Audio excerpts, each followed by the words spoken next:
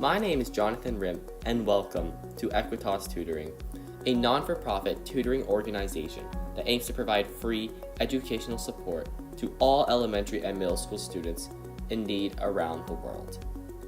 The way our program works is by connecting high school students who are graciously willing to give up their time to work with younger, elementary and middle school ones in exchange for volunteer hours. By way of this, our program bridges the gap between two different demographics of people and connects them in a meaningful and mutualistic way that benefits them both. Consequently, our official mission statement is to connect high school students looking for a vehicle to perform community service with elementary and middle school ones who need quality educational support. Our initiative is based in Toronto, Canada, and we already have over 100 participants, tutors, and students alike from all across the country. After only launching this September, we have already done over 300 tutoring sessions for children in need and distributed over 300 volunteer hours to some incredibly capable high school students. However, we are always trying to expand our organization, so if anyone is looking to sign up, it is super easy. All you have to do is go to our website at www.aequitastutoring.com and find either the sign up to be a tutor or sign up to be a student page. From there, once you've filled in all the necessary information, if you are a student, you can just jump right into our book services page and book your first class and select a time that works for you.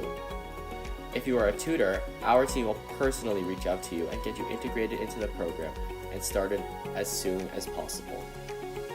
Nelson Mandela once said that education is the most powerful tool we can use to change the world, and this is something we at AET firmly believe in. Hello, so today for this video, I think I want to go back and talk more about my tutoring organization once again. So I know I've already discussed about why I decided to start my tutoring organization and all about the benefits that our organization provides to younger students in terms of tutoring education. But today in this video, I wanted to actually talk about the whole process of starting this organization, getting students and getting it off the ground, because it was a really educational process for myself and a very difficult one that I'm surprised I haven't discussed yet. But I really wanted to, because I think it was a very enlightening ordeal and it was actually a lot more difficult than I thought. So starting off with the timeline, I originally had the idea for this project not the last November, but the previous November ago, so 2 Novembers ago. And it wasn't until last March, however, that I actually started trying to get this organization off the ground because of, I don't know, I was just putting it off for a long time because of schoolwork, and I thought that it was a kind of an impossible feat. But during the March break, I wanted to just do something with my extra time. So that's when I started to actually implement a lot of the ideas that I had and things that I will explain further in a second.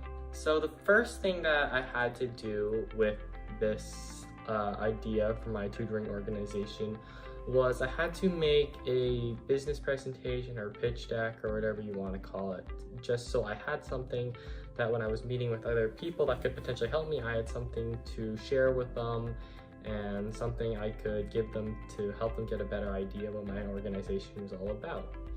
So originally I didn't think it would be that hard, and I created lots of presentation drafts really quickly in my room.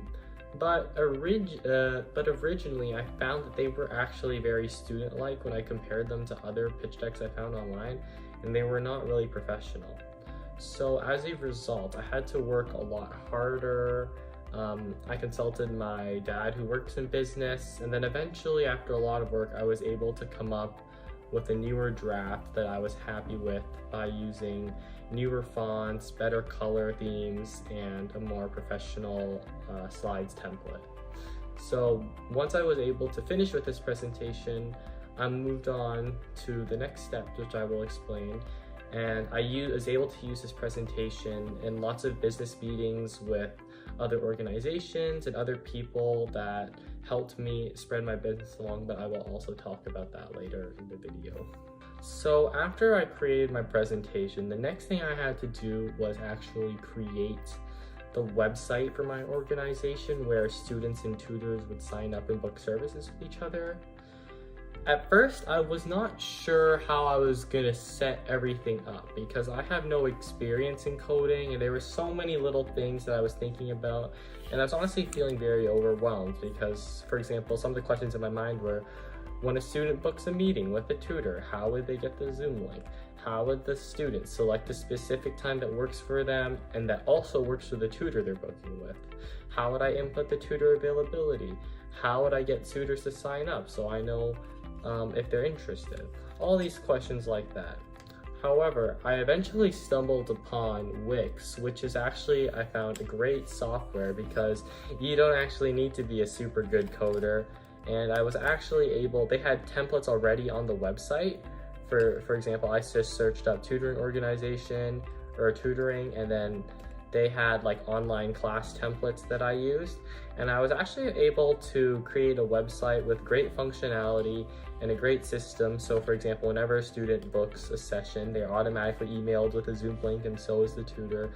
I'm able to manually input all the tutor availability so students can see when tutors are free and they can pick a time that works.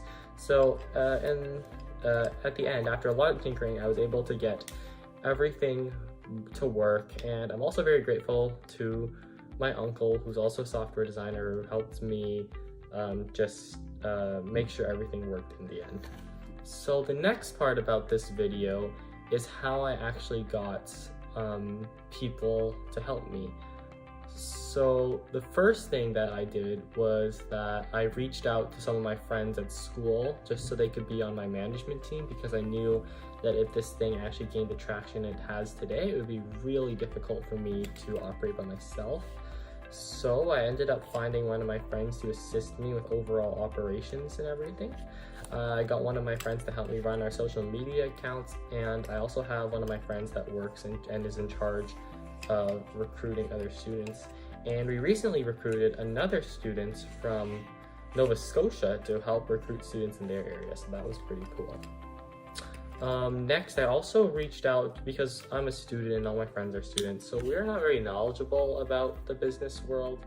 Obviously, my dad's also a businessman, so I consulted him for a lot of things. But I also reached out to my business teacher because he's very close with me, and he gave me lots of good advice on how I could grow my business, and me and my friends had a couple meetings with him that really helped us out a lot. So finally, the last stage of this process was recruiting students. And it was actually a little bit harder than I thought, because I just didn't know how to go about it. But eventually, after doing some research, I decided to, first of all, run some Instagram ads, which was actually very successful. We gained a lot of traction from that. However, we also created flyers, and we posted them on mailboxes, libraries, and different community centers all around our communities. And that actually also helped spread the word, and people were able to see those flyers and then sign up with the QR code we put on them.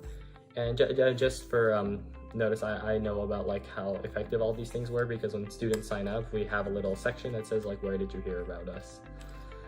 And then the last thing I did to recruit students is I also reached out to partner organizations like my local church, and then other non-for-profits as well, and my old school. And then so I used the pitch deck I created before, like I previously mentioned, in business meetings with them, and lots of them were actually very willing to help out. And so, yeah.